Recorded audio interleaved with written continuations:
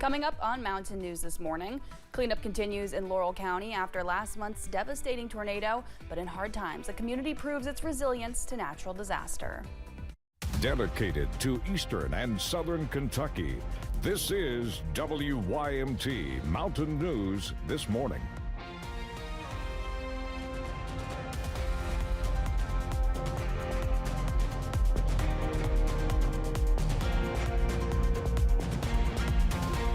Good morning and a happy Wednesday to you, Mountain family. I'm Amelia Lee here with you on this June 4th, and we are right at 5 o'clock this morning, which means it is time to check on in with meteorologist Megan Dusmal for a look at the forecast today. Megan, it wasn't too chilly of a day to start my morning out. Honestly, not too bad.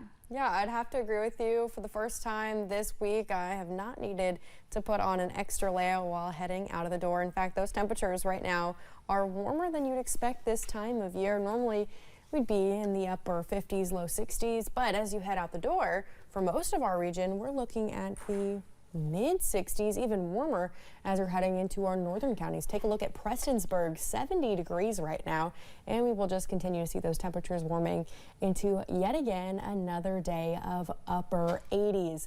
A very warm afternoon is in store for the day. Now, the good news is it's another break day where we will not be seeing those rain chances as we're going throughout the remainder of your Wednesday, but more chances of rain are in the forecast for tomorrow. Unfortunately, the return of the rain is coming. This morning, though, we do still have some visibility issues, so be aware of some fog out there if you are driving on the road this morning.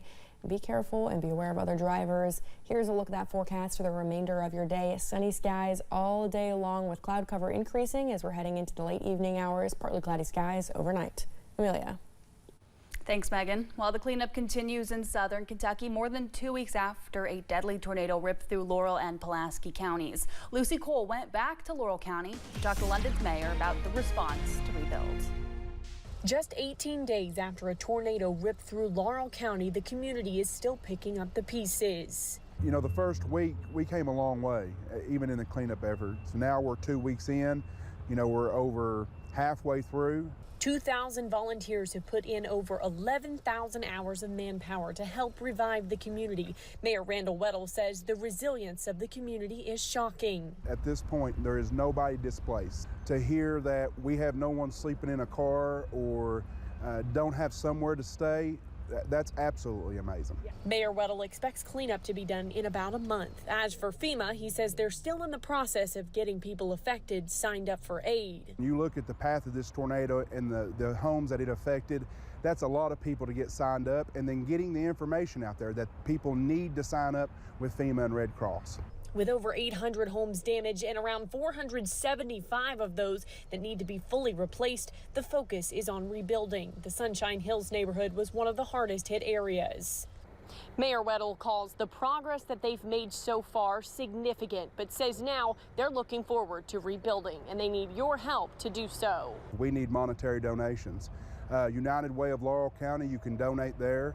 But while the grass can grow back and new homes can fill the spots of old ones, it's the 17 lives lost too soon that really changed the community forever. I don't think that we'll ever get back to normal. We've lost some amazing people in this community.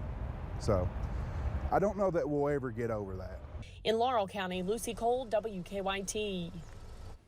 Mayor Weddle says he believes the school should be able to start in August, but that's a decision that will be made toward the end of the summer. Laurel County road crews are still cleaning up debris. One man with the Laurel County Road Department tells us he has worked for 23 days straight. Doug Wood says as of Monday, county and state crews have hauled off 11,000 tons of debris. I think we were at 50 to 60% completed. I feel like it's so much it's hard to really tell. Woods hopes the process will be done in a month, but he says there's really no telling how long it will take. Disaster SNAP benefits are approved for people impacted by the EF4 tornado that hit May 16th. The benefits cover 6 counties, including Laurel and Pulaski, and will provide emergency food assistance. People with existing SNAP benefits may qualify for replacements or additional aid due to power outages. Applications open this Thursday and will be accepted through June 12th. The Lexington Legends are teaming up with Christian Appalachian Project and the United Way of Laurel County for a donation drive to help tornado survivors. It's happening this weekend during the team's Come Home Reunion weekend. They're asking for cleaning supplies, hygiene items, and household paper products. You can drop those items off at Legends Field from the 6th through the 8th. The Disaster Relief Operations and Donation Center in London has moved. They're now located at the old Mead Building on Main Street. You can pick up or deliver donations. Their hours are from 9 until 4 daily, and they deliver 24/7. After hours, you can call 606-878-7000. A tornado relief radiothon happened in Laurel County yesterday. The event ran from 6 in the morning and wrapped up yesterday evening at 5 o'clock. It was aired on 3 local radio stations, including 103.9, 96.7, and 106.9. Donations will support victims of the May 16th tornado and could be made online or in person at 1812 North Main Street. Fork Broadcasting President and CEO Neil Middleton sent a statement to WYMT about why they hosted the radiothon. It says, quote, "The devastation and loss of life have deeply affected everyone in our community. We want to do everything we can to help people heal and rebuild their lives. We understand that recovery will take years, but with the strength of our incredible community, neighbors helping neighbors, and by supporting efforts like this, we can lift one another up with love, compassion, and generosity. We're committed to doing whatever we can to help."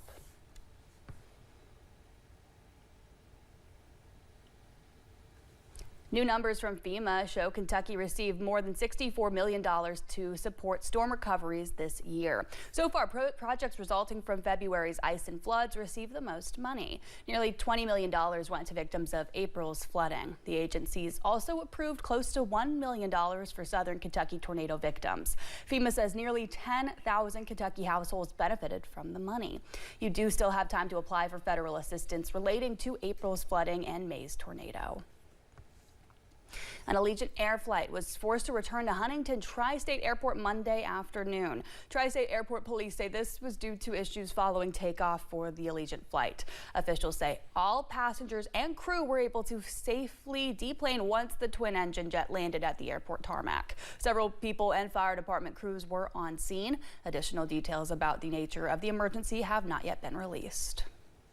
A London man faces multiple charges after a DUI incident in Laurel County. Deputies with the Laurel County Sheriff's Office say 39-year-old Lucas Nance hit a mailbox on East Pittsburgh Church Road. He then reportedly left the scene on foot. When they caught up to him, he appeared impaired and was found with suspected meth. He's charged with operating a motor vehicle under the influence, operating on a suspended or revoked operator's license, and leaving the scene of an accident. One woman is behind bars after being arrested on serious charges in Laurel County. 53-year-old Daisy Allen was taken into custody Monday afternoon on a Knox County warrant. She faces 3 counts of assault involving police officers and 3 counts of wanton endangerment. The interim period of the Kentucky General Assembly officially began yesterday morning. Lawmakers returned to Frankfort to review and prepare for future legislative work. This involves hearing from several new task forces. That includes the new Artificial Intelligence Task Force, which will work to find a role for the technology in the government. The task force will meet monthly through the end of the year. A series of workshops aimed at small business owners is coming to Eastern Kentucky this June. The events will be hosted by the Mountain Association in Apple, Red and Hazard, London, Ashland, and Prestonsburg, focusing on disaster planning and estate preparation. Attorneys will cover topics like key person insurance, succession planning, and protecting your business from natural disasters. You can also sign up for free one-on-one meetings with an attorney. Well, thank you for getting your day started with us on Mountain News this morning at 5:08. You can't always believe what you see, but visual tricks are helping scientists unlock how the brain works on one optical illusion at a time. And the 80s and sunny skies remain for your Wednesday. New Swiffer Mop Deluxe is made for small spaces. The upgraded strip has 75% more scrubbing power. And with the new locking head, getting into tight spaces is simple. Can I borrow it? The all-new Swiffer Mop Deluxe, the mother of all cleans. You have a vision, a dream. Doers like you drive the heartbeat of our community, creating jobs and the foundation of our future. Growing your business, Reaching your true potential takes a partner you know and trust. At Gray Digital Media, we can help because we know local. Our digital marketing experts know how to reach your customers here and everywhere. Our experience spans coast to coast, but our focus is right here in Eastern Kentucky, building, connecting, finding solutions, exceeding expectations. Together, we thrive. You do what you do best. Create and innovate. We'll do the rest. Gray Digital Media. We know local. Right here in Eastern Kentucky. Let's connect today. GDMEasternKentucky.com.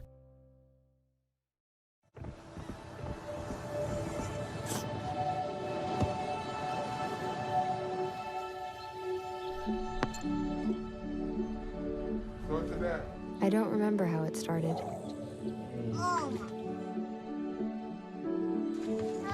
Our back and forth. Victory. Fumble. Repeat. It always came back.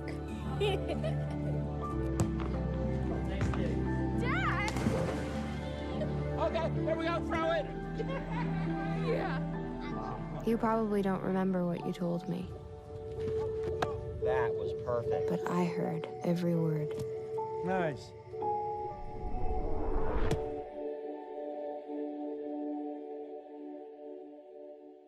People come here for peace and quiet. That's exactly why it's so boring.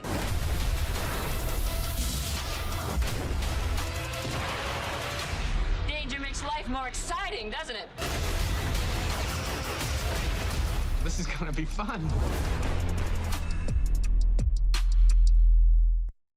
WYMT First Alert Weather, sponsored by ARH, the healthcare system of Appalachia.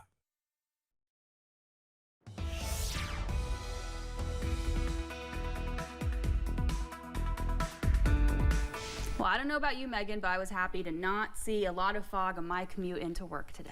Unfortunately, that's not the story for everybody. Wow. Yeah, I know. It's going to start popping up a little bit more and more as we're going through the next couple hours. But yeah, when I drove in, it was great. Not too and I guess when shabby. you were too. But no, it's going to keep on popping up because we got that clear skies, the calm winds, and then the roads are really warm this morning. And so are those temperatures. I know all of you guys will enjoy that as you're heading out the door. But here's what you're expecting for the week to come. We'll continue to see those warm temperatures for today. And this, unfortunately, is the last dry day of this week. We will have some more chances of rain entering into our forecast starting tomorrow around lunch, and then they will stick along with us for the next extended period of time, unfortunately. So let's kind of break this down, starting off with what you can expect on your drive this morning. The road in Pulaski looks pretty clear with temperatures in the 60s all across the region. A little bit cooler for southwestern counties, seeing the upper 50s popping out, 59 for Monticello and Williamsburg. But take a look at Prestonsburg, 70 degrees. We'll continue to see those temperatures warming up into the afternoon with high temperatures in the 80s. Cumberland Valley is mostly sitting in the upper 80s, although we do have a little bit of those mid 80s popping out as you travel more towards our southern border. Now we'll go into that Kentucky River Valley, where we'll see mostly those upper 80s coming out to play. A little bit cooler for Norton, our Virginia County, at 82 degrees is that forecast high. And last but not least, the Big Sandy Valley, again looking at the mid to upper 80s as those temperatures climb. Could see a chance of that 90-degree mark as you travel more towards the north. We're keeping our eyes out for that. Here's a look at satellite and radar right now. Nice and clear, not even a cloud in the sky. However, we'll start to see cloud cover increasing as we are heading throughout the day. By the time we get into the afternoon, we're looking at mostly sunny skies. Late evening, we're looking at partly cloudy skies, a trend that will continue overnight. Now, as I mentioned, we do have chances of rain entering into the forecast tomorrow.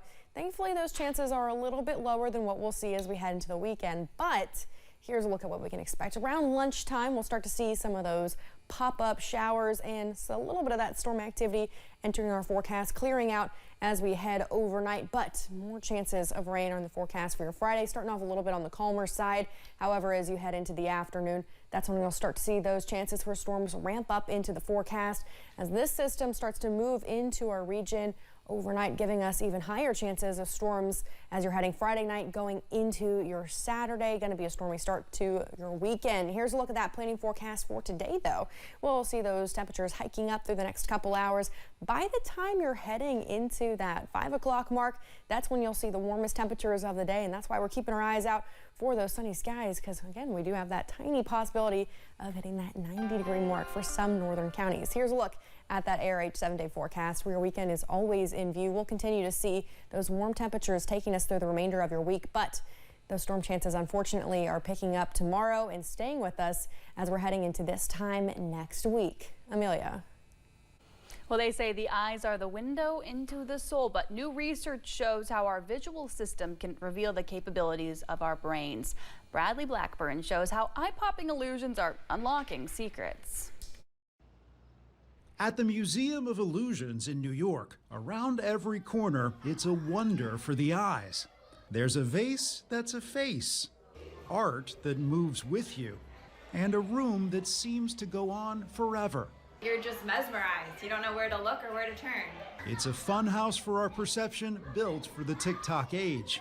But these visual tricks are windows into how the mind works, and they're fascinating to scientists too. The brain uses all the information it can get to figure out what's in front of it. Dr.